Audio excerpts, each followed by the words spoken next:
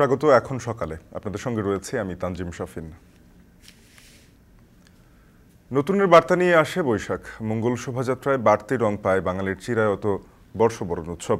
শোভাযাত্রার মোটিফে রং তুলির শেষ পরশ বুলাতে ব্যস্ত চারুকলার শিক্ষক শিক্ষার্থীরা। সার্বজনীন উৎসব ঘিরে সৃজনশীল শিল্পচর্চা অব্যাহত থাকবে, দূর হবে যাবতীয় কলুষতা আশা আয়োজকদের। মঙ্গল শোভাযাত্রা আয়োজনের প্রস্তুতির বিস্তারিত জানাবেন সাজিদা রাফাত।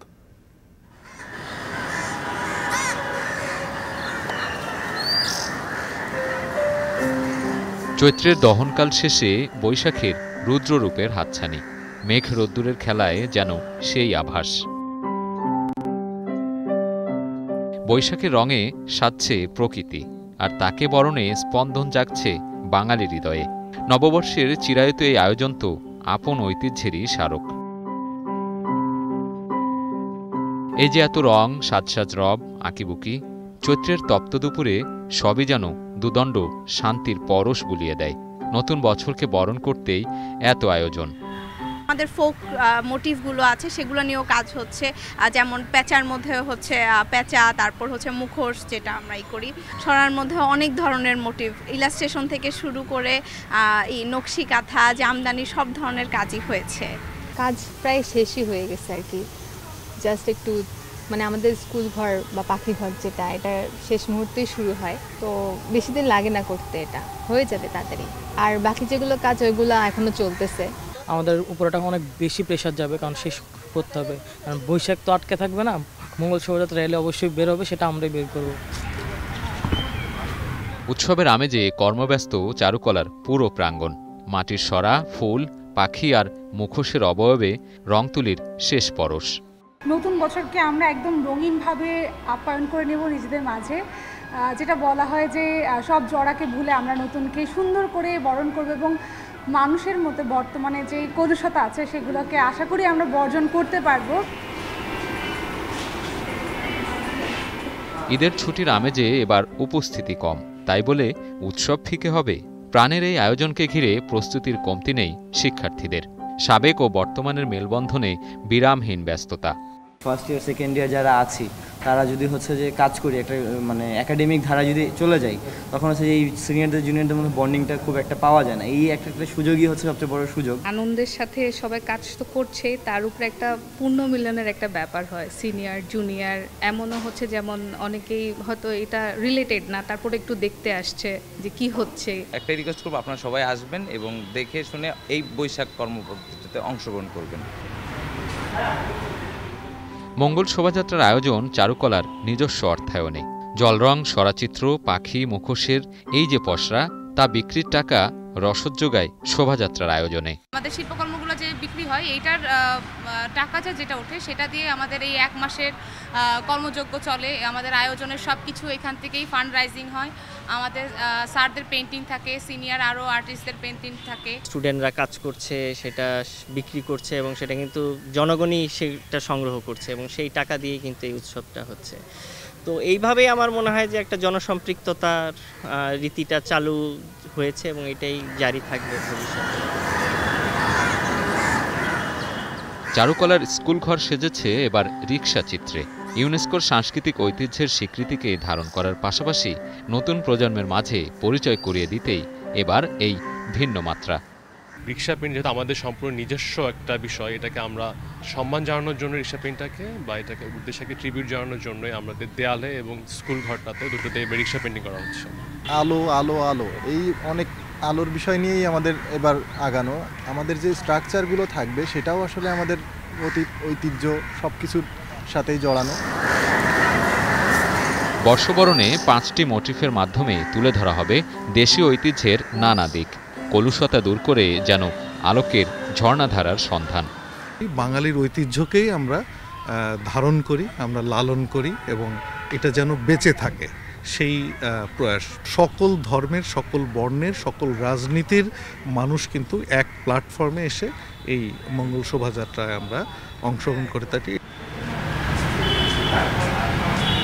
আমরা তো তিমির বিনাশী, এই বার্তার মধ্য দিয়ে সমস্ত অন্ধকার আর কুসংস্কার থেকে মুক্তির আহ্বান নতুন বছরে। তিমির বিনাশের শপথে সবার মনে রং ছড়াবে মঙ্গল শোভাযাত্রা। নতুনের আবাহনে দূর হবে অপসংস্কৃতি, দৃঢ় হবে শেকড়ের পরিচয়। মঙ্গল শোভাযাত্রা আপন জাতিসত্তায় অনুপ্রাণিত হওয়ার উৎসব। শুভবুদ্ধির উদয়ে ধর্মবর্ণ নির্বিশেষে সম্পৃক্ত হওয়ার উপলক্ষ। এই মঙ্গল শোভাযাত্রাটা আমাদের সবার, এটা হচ্ছে প্রতিবাদ থেকে এটা জন্ম, এবং এই প্রতিবাদটা ছিল সাম্প্রদায়িকতা বলি, ধর্মনিরপেক্ষতার পক্ষে বলি, এবং সামরিক শাসনের সময় যেটা হয়েছে গণতন্ত্রের পক্ষে বলি, সব কিছু মিলে একটা শুভবুদ্ধি, একটা সচেতনতার হোক, মানুষের মনে জাগুক সেই জন্য। সাংস্কৃতিক চেতনাকে জাগ্রত করার পাশাপাশি যাবতীয় অশুভ দূর করে প্রতিটি হৃদয়ে আলো ছড়াবে মঙ্গল শোভাযাত্রা। অটুট রাখবে সৃজনশীল শিল্পচর্চা। লোকশিল্পের যে ঐতিহ্য আছে তার সঙ্গে আমরা একটা মেলবন্ধন রাখবার জন্য এবং মানুষকে তার নিজের অঞ্চলের ঐতিহ্য সম্বন্ধে আগ্রহী করে তুলবার জন্য আমরা করি।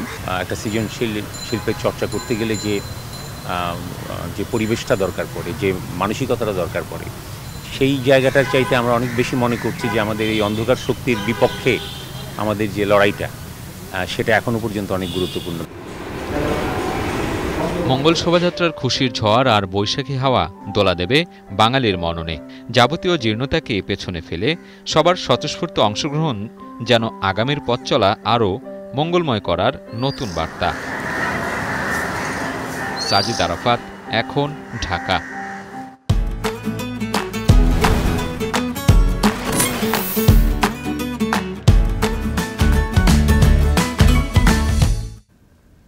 ঈদ উদযাপন শেষ হয়ে রাজধানীতে ফিরতে শুরু করেছেন মানুষ। সে খবর জানাতে কমলাপুর রেল স্টেশনে আছেন সহকর্মী নাজমুস সাকিব, যুক্ত হচ্ছে তার সাথে।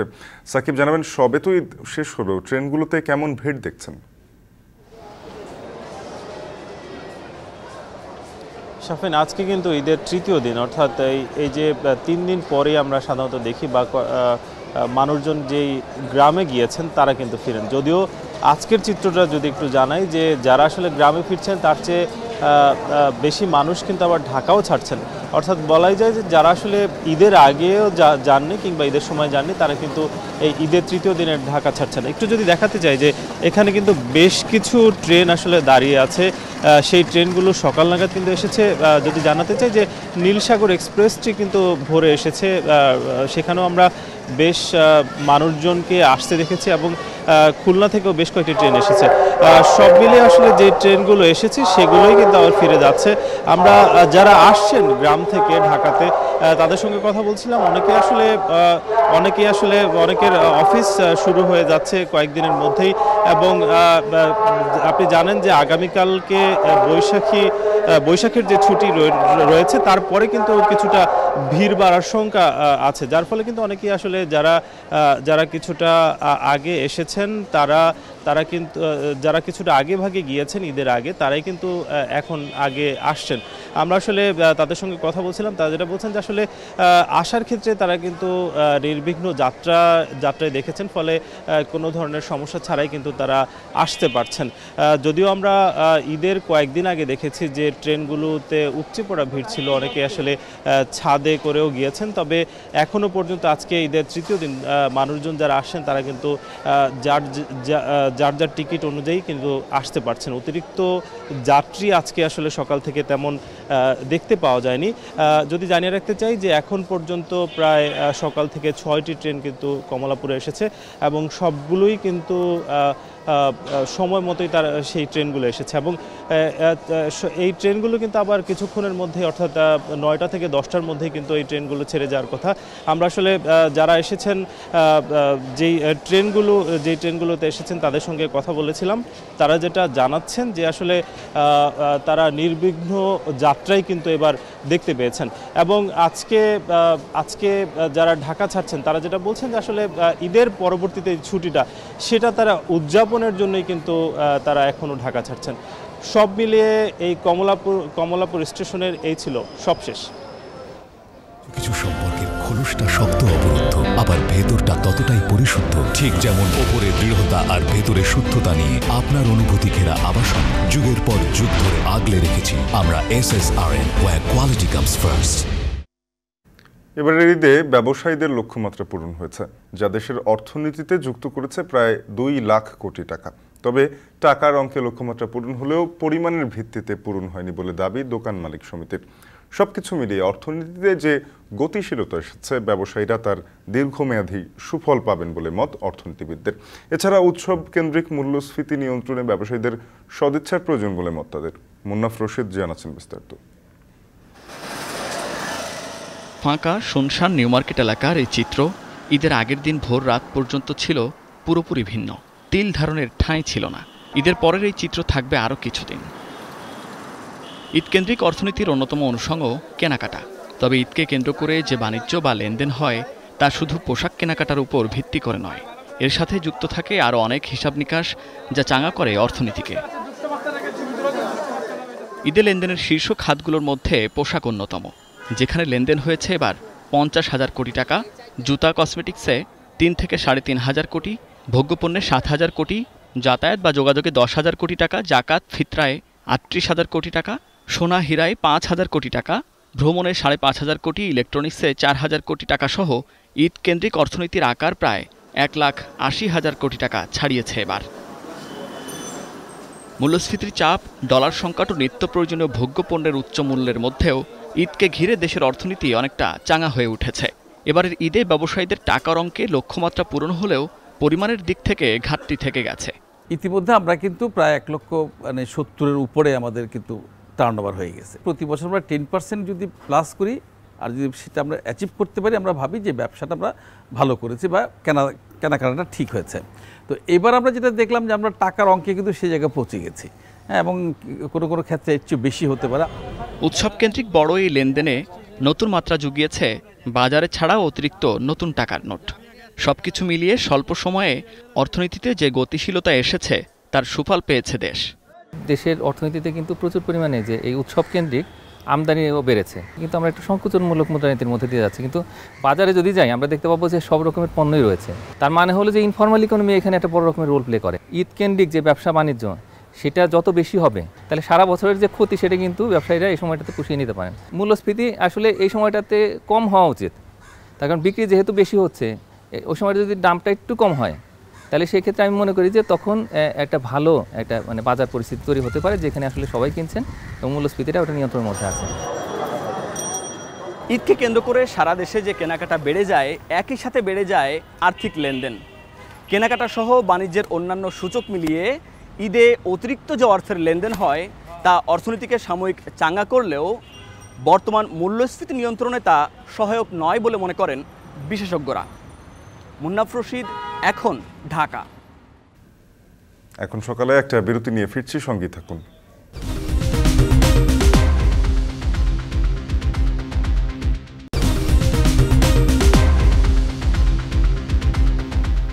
ফিরে এলাম বিরতির পর। দেখছেন এখন সকাল। ঈদের ছুটি শেষে কাল পহেলা বৈশাখ। বৈশাখের আয়োজন ঘিরে বাজারে মাছের চাহিদা বেশি থাকে, পাশাপাশি ঈদের ছুটিতে অন্যান্য সবজির চাহিদাও ব্যাপক। এ নিয়ে জানাতে সৈয়দপুর পৌর কাঁচা বাজার থেকে যুক্ত হচ্ছেন সহকর্মী আমিরুল বাপ্পি।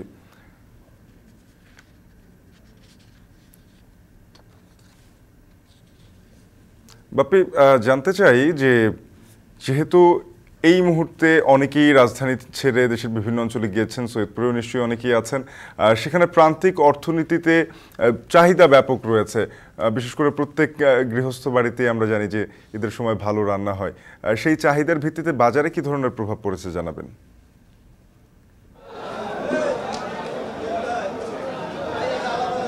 শাফিন, বাজারের প্রভাব যেটি বলা যায় যে একটু ভালোই প্রভাব পড়েছে, কারণ দাম কমে গেছে আর কি। ঈদের আগেও যে সবজিটি কথার কথা 10 টাকা ছিল, সেই সবজিটি আজকে ঈদের তৃতীয় দিন চলছে, সেটি 7 টাকা বা 8 টাকায় বিক্রি হচ্ছে এরকমটি। এবং আজকে আমি কাঁচা বাজারে যেটি দেখেছি এসে, সেটি হলো যে সরবরাহ প্রচুর থাকায় এই কাঁচা সবজির দাম অনেকটাই কমে গেছে। বিশেষ করে পটল, বেগুন, টমেটো, এই ধরনের যে সবজিগুলো আছে সেগুলোর দাম অনেকখানি কমে গেছে। আমি যদি আপনাকে একটু জানাতে চাই, বেগুন বিক্রি হচ্ছে আকার এবং মান ভেদে 12 থেকে 20 টাকা, পটল বিক্রি হচ্ছে 40 টাকা, টমেটো বিক্রি হচ্ছে মাত্র 10 টাকা কেজিতে। আর গ্রীষ্মকালীন যে সবজিগুলো আছে তার মধ্যে এখনও পর্যন্ত একটু চড়া দাম রয়েছে সজনার, যেই সজনাটি বিক্রি হচ্ছে 80 টাকা প্রতি কেজিতে। যদিও ঈদের আগের দিনও এর দাম অনেক বেশি ছিল, 100 থেকে 120 টাকা পর্যন্ত কেজি ছিল, কিন্তু সজনার দাম এখন কমে গিয়ে সেটি 80 টাকা বিক্রি হচ্ছে এবং আশা করা হচ্ছে যে আগামী কয়েকদিনে আরও এই সবজিটির দাম কমে যাবে।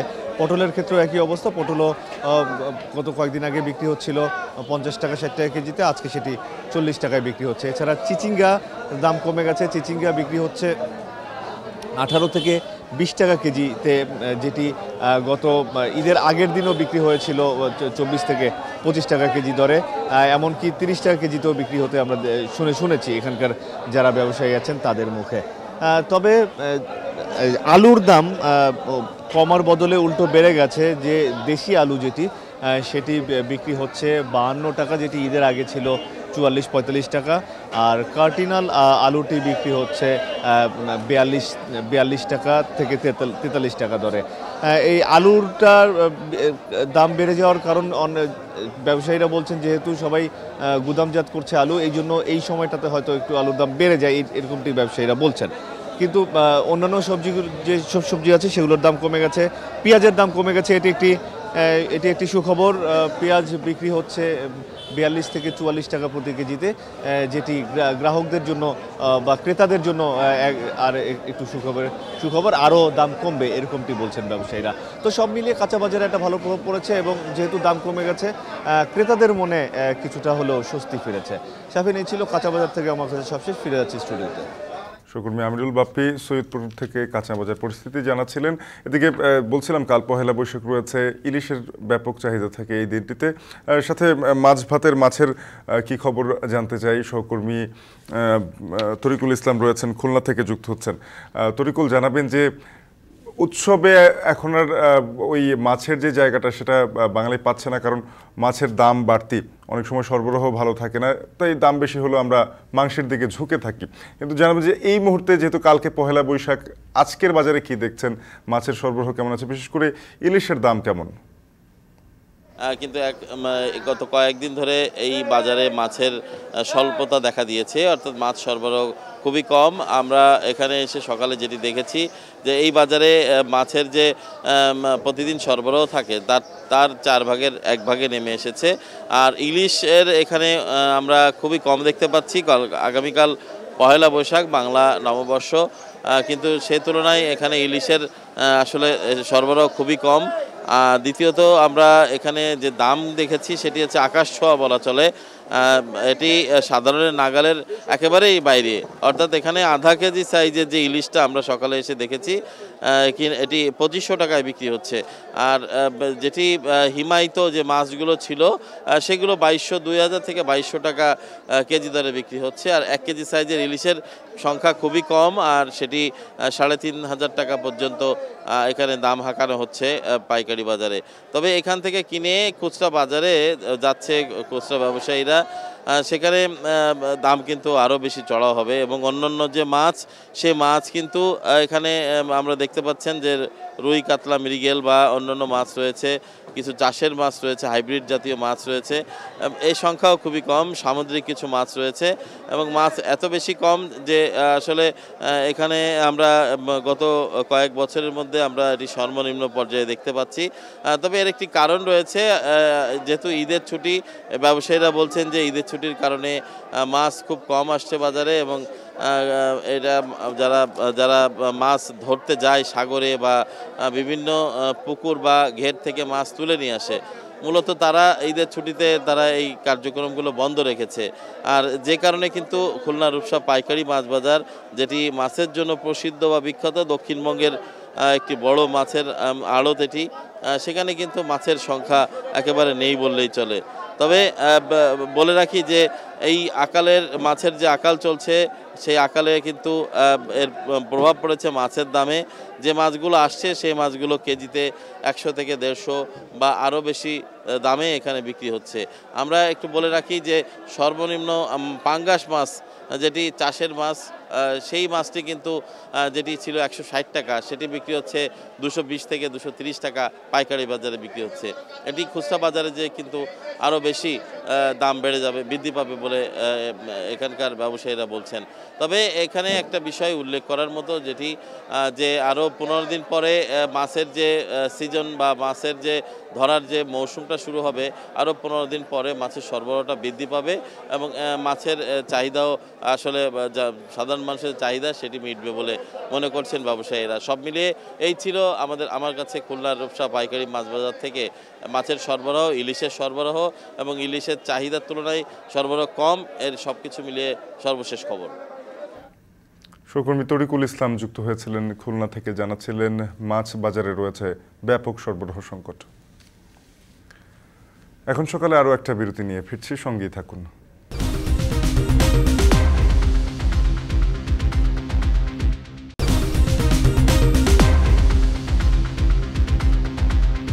ফিরে এলাম বিরতির পর, দেখছেন এখন সকাল। ইরান আজ না হোক কাল ইসরায়েল আক্রমণ করবে বলে মন্তব্য করেছেন মার্কিন প্রেসিডেন্ট জো বাইডেন। তবে হামলা না চালাতে ইরানকে সতর্ক করেছেন তিনি। ইরানের সম্ভাব্য হামলা নিয়ে ক্রমবর্ধমান উদ্বেগের মধ্যে শুক্রবার হোয়াইট হাউসে সাংবাদিকদের প্রশ্নের জবাব দেন বাইডেন। বলেন, ইসরায়েলকে রক্ষায় যুক্তরাষ্ট্র প্রতিশ্রুতিবদ্ধ।